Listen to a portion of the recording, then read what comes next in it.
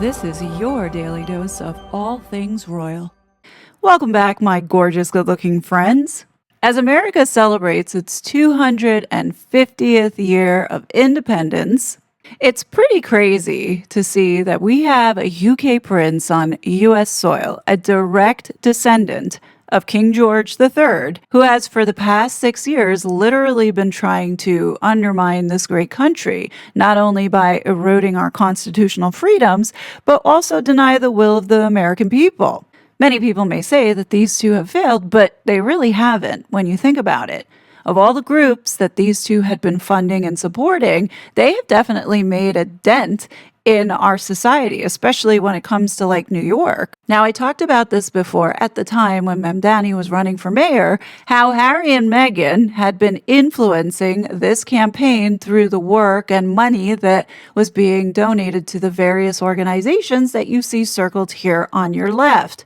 This is how these color revolutions work. You have these globalist millionaire billionaires who fund these NGOs, like what you see here on your left-hand side, all circled, had been supported by Archewell Fugazi Public Charity, driving the social change that they want to see, which is communism. And that's all designed to destroy America from within. These organizations, with the help of funding from people like Harry and Meghan, are responsible for communism seeping into this country. That's how much these globalists hate America, which we're talking about Europe and the UK. I don't think people fully understand what's at stake here. This woke leftist ideology combined with Islam is not a healthy combination. And I think we all see what's going on here. Like, I can't help but be annoyed that this mayor, Zohran Mamdani, has the audacity to lecture not only New Yorkers but America as to what it means to be American. Keep in mind, this guy was born in Uganda and only recently became an American citizen, I think in the year of 2018. But here he is giving us all a history lesson, which was not bad on its own, but then he had the audacity to go ahead and criticize this great country, the country that has given him the opportunity to sit at that desk that once belonged to George Washington. To me, I find it offensive. Take a listen to this. Good morning, my fellow Americans. Sorry to interrupt, but who the F is this guy?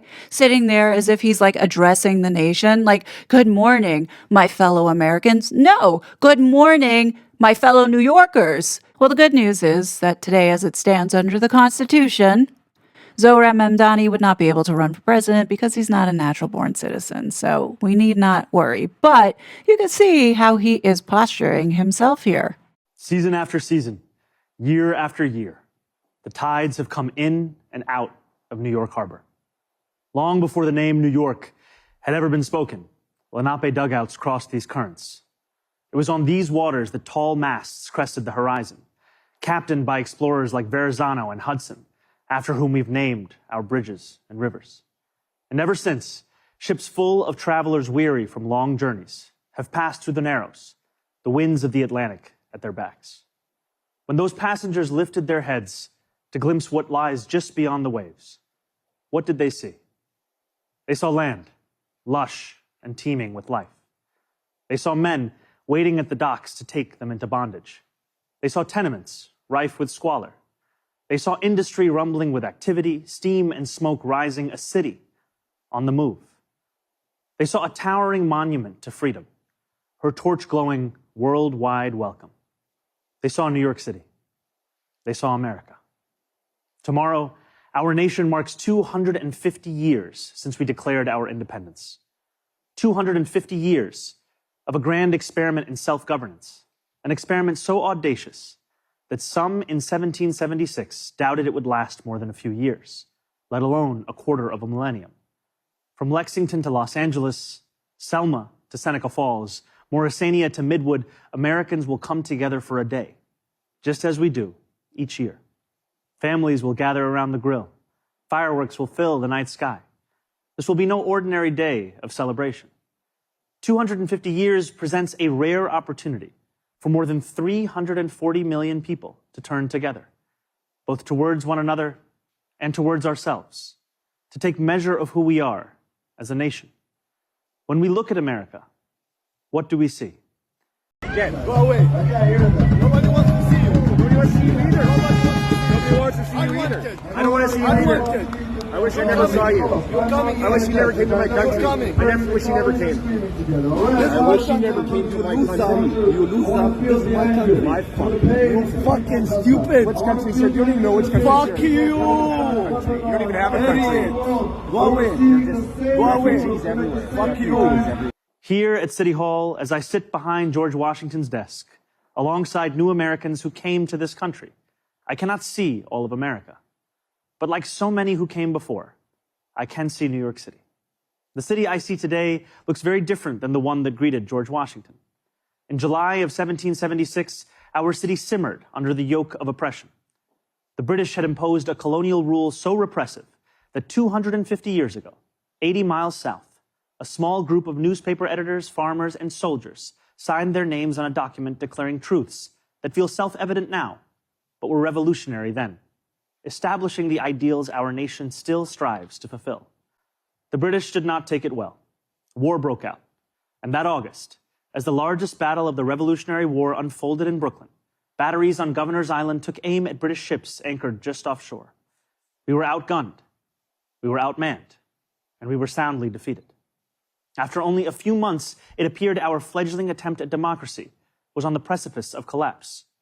But that night, with the moon overhead, thousands of our soldiers silently climbed into ferries and flat-bottom boats and escaped to Manhattan. The Continental Army survived to fight another day. Independence may have been declared in Philadelphia, but it was rescued in New York City. George Washington was the last to leave Brooklyn. As he waited at the river's edge, the sun beginning its rise, he would have looked out over New York City's waters and seen what so many have seen in the 250 years since, an opportunity to begin anew. Those opportunities, like everything in New York City, are not given. They are won. We can be here anytime, everywhere. Show Donald Trump that we don't need to apologize to be in America. Thank you. Unless you're breaking the law. Unless you're breaking the law. No one has to apologize for being America, but if you're breaking the law, there's a little bit of apologies that are owed. I'm not saying she is at all. I'm saying this entire court is. No, he's not. This is public property. You should do this in North Carolina. Do this in North Carolina. This is public property. Do it. Do it in South Carolina, North Carolina, where the white people are, and ask them if they are paying taxes. You would never do that. Not yours. How is he breaking the law? What law is he breaking? Everybody pay taxes. Everybody. What law is he breaking? What law is he breaking? It's a public street. Answer the question. Filming the people that didn't consent to it. That's You don't have to illegal. consent to it. You're wrong again. There's You don't- cameras all Yes, over the you street do. that you don't consent to. Yes, you have Do you consent to these? Everybody Do you is consent to the entitled of cameras living up in here? America. Do you Just consent like to you. cameras up here? Just like you. Everybody is entitled to live in this country. Just like you. Nobody's entitled to anything. Like you. You're not entitled Just to like anything. you. You're not entitled Everybody to live else- here. Why not? You came from Europe to here. No, I didn't. Yes, you did. Really? What If you country didn't, did I you're come great. from? Maybe Poland. Nope. Maybe France. Nope. Maybe Were you Italy. born in America? We feel like living here just like you. Did you? Were you born here? If he didn't come, Don't his racial mother profile or you. father or grandfather or great-grandfather came. In 1838, 11 years after New York outlawed slavery, a recently emancipated black man by the name of James Weeks sought to begin anew as well, and to help hundreds of others do the same. He bought property in Brooklyn, won himself the right to vote, and sold lots to others newly freed. When they landed in New York Harbor, they knew they had something waiting for them that they had never had before: a home. Weeksville still stands today, a living, breathing testament to what we know America to be, a place each of us has the power to make. The harbor was busy those years as ships poured in from around the world. Hundreds of thousands of Irish immigrants arrived with stomachs aching from a famine manufactured by imperial cruelty. Chinese sailors settled in what is today Chinatown. Millions more traveled under the Statue of Liberty and through Ellis Island. Jewish people escaping pogroms, Italians fleeing poverty, Syrians seeking economic opportunity. Each of these new arrivals peered through portholes onto a city that was changing as fast as the nation. They saw merchants peddling their wares on the docks, streets being laid out on a grid, buildings rising into the clouds. They could not yet see the nativism they would face, the jobs they would be refused, the landlords who would not rent to them, and the abject labor and living conditions they would withstand. But no matter how much smog hung over the harbor, they still saw an opportunity to begin anew. Over the years that followed, despite laws enacted by the federal government to bar their entry, despite sweatshop fires that killed hundreds of women, despite riots aimed at their very existence, immigrants made homes here in New York City, and they helped to make New York City. That legacy of every generation of Americans insisting that the right to life, liberty, and the pursuit of happiness extends to them too, is no relic of the past. This is the correct religion. This is the religion that all of humanity needs to be a part of, Islam. And we will not stop until it enters every home. And it is what brought my family to this city when I was 7 years old. My family did not arrive by boat, although we saw the Statue of Liberty from the window of the plane.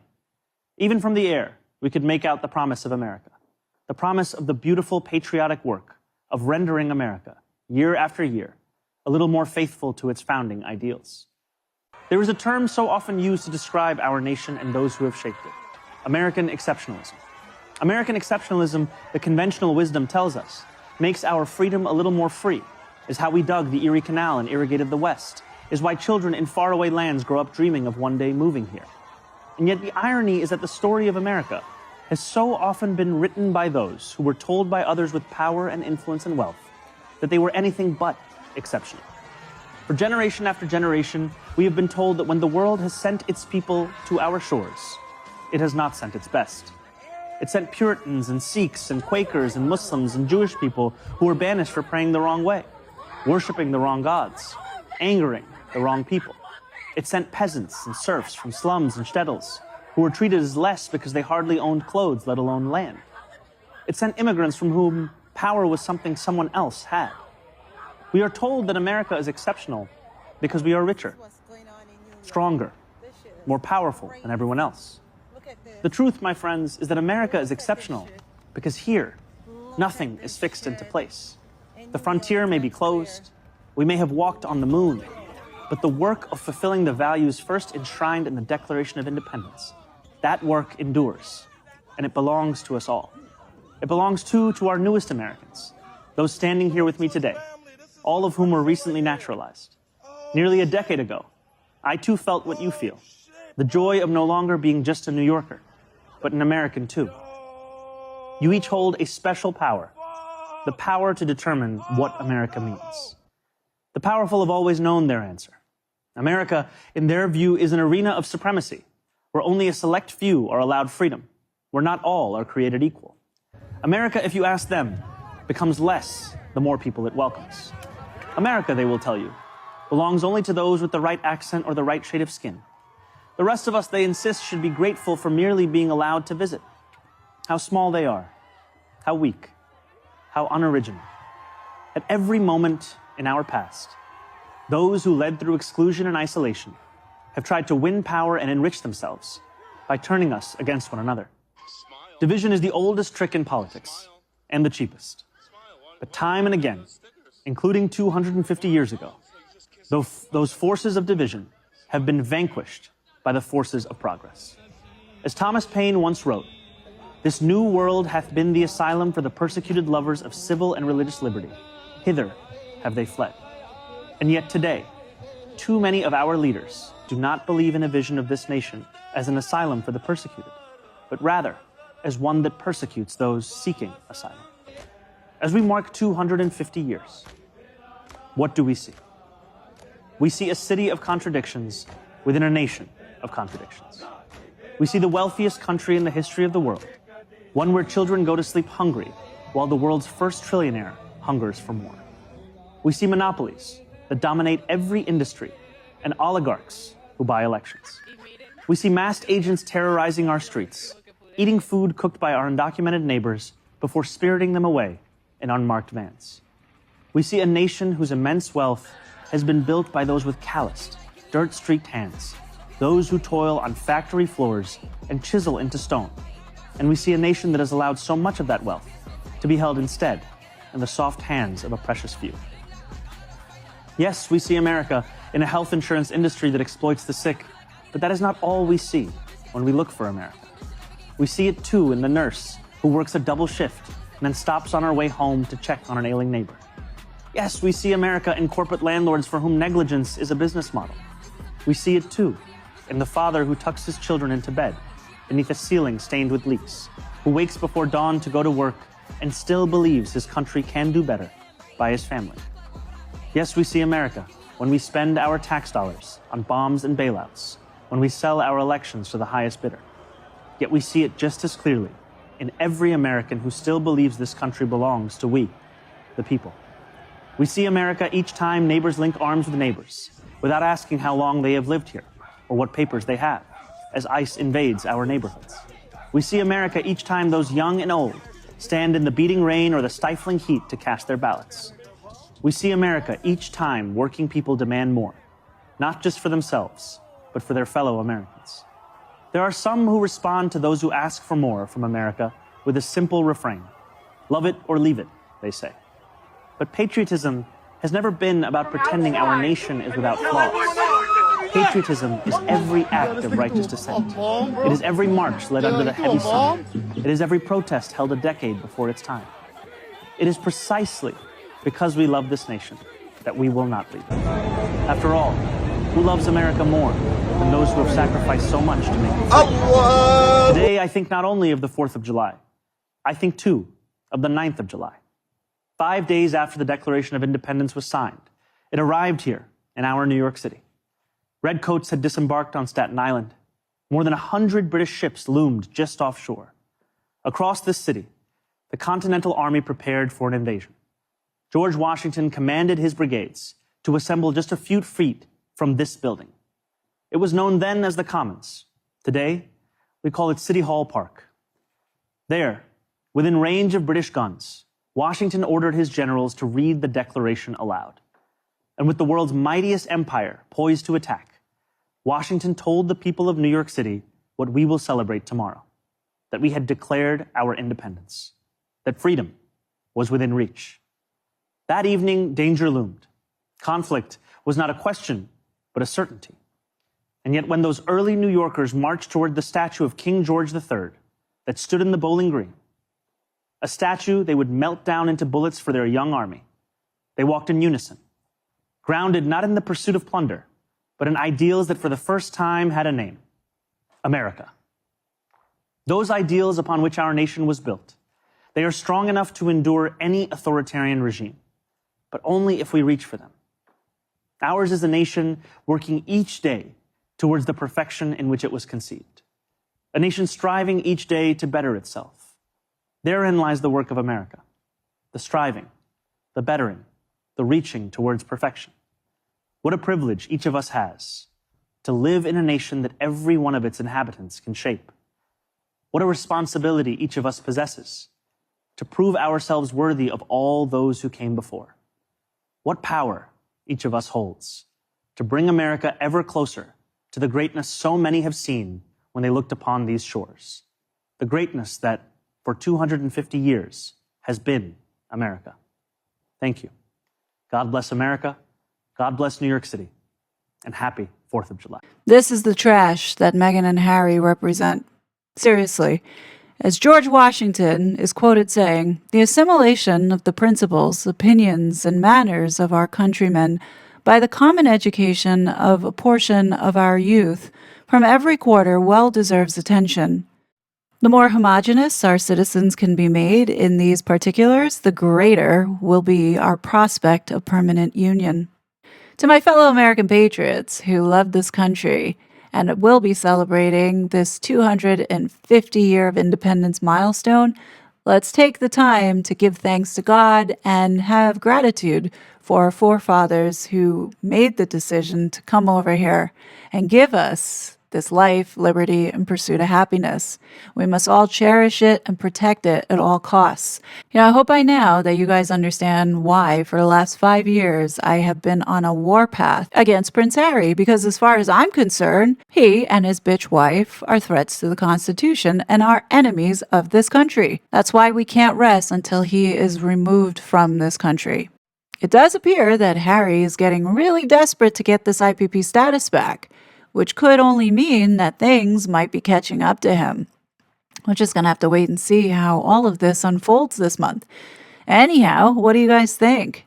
Definitely leave your thoughts below. As always, I will be back with more content. But until then, if you're celebrating this 250th milestone, have a great time, but please be safe. And I'll talk to you soon. Bye.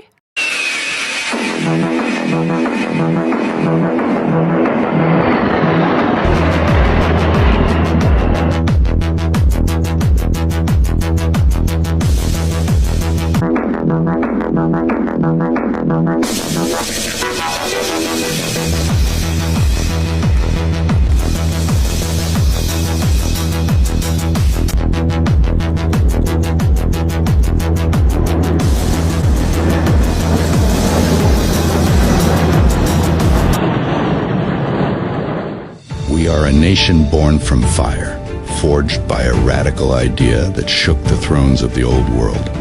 In the sweltering heat of Philadelphia, 1776, a band of rebels declared that liberty was not a privilege granted by kings, but a sacred right given by Almighty God.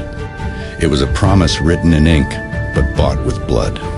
They knew that a government's first and most solemn mandate is to secure those rights, to build a fortress around life, liberty, and the pursuit of happiness, so that ordinary men and women could live in peace.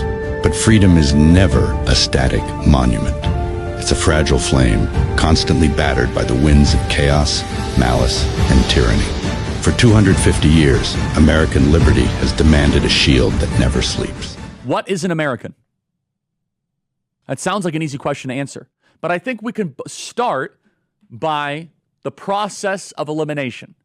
We could start by saying what is not an American. Americanism is more than paperwork. Right now, all American has been reduced to is just paperwork. If you have your documents, you're an American. I'm sorry, that makes no sense whatsoever. And by the way, not even paperwork if you count all the illegals. But at least the American rights argument is, well, if you have your paperwork, then you're an American. People say, well, an American is just someone who comes here legally. That's complete propaganda. That is absolute nonsense. That is Bill Kristol neoconservatism. When you come to America, you should literally leave your country behind, so you need to become an American. Learn the language. You need to be all in. You need to demonstrate it. You need to learn the documents and commit yourself to our creed. But we have a culture to protect. We have a country to love. No man can serve two masters. Christ our Lord said that. We have a heritage to preserve. And people say, oh, Charlie, you're just talking about white supremacy. It's kind of one of those things, like, you know an American when you see one, and it's not skin color. It's something that is, again, in classical writing, in classical Greek literature, they had this idea of the thumos. And I'm really been thinking about this since my time with Dr. Orr. It's the spirit. It's the spirited element linked with pride, honor, righteous anger, courage. For Plato, it's what made people defend justice or seek honor, sitting between rational thought and bodily desires. And again, I will repeat, if being an American is only a passport, if being an American is only paperwork, then we're cooked. Teddy Roosevelt said, quote, in the first place, we should insist that if an immigrant who comes here in good faith becomes an American and assimilates himself to us, he shall be treated on exact equality with everyone else. For it is an outrage to discriminate against any such man because of creed or birthplace or origin. But this is predicated upon the person becoming in every facet an American and nothing but an American. Amen, TR. There can be no divided allegiance, no dual loyalty. Any man who says he's an American but something else also isn't an American at all. We have room but for one flag, the American flag. We have room for but one language, and that is the English language. And we have room but for one sole loyalty, and that loyalty is the United States of America. I think it's pretty solid. Teddy Roosevelt. It was such a fraud.